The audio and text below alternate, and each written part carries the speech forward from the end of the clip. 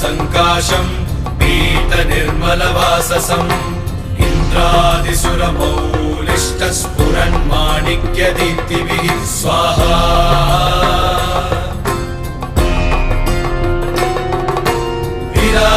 विराजितपदद्वन्द्वम् शङ्खचक्रादिहेतिभिः गरुत्मता च विनयात् स्तूयमानम् मुदान्वितम् स्वाहा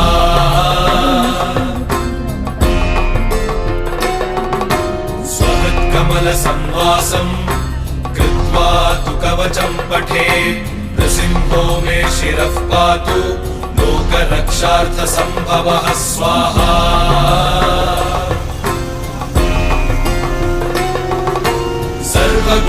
सर्वगोपिस्तम्भवासः फालं मे रक्षतु ध्वनिम्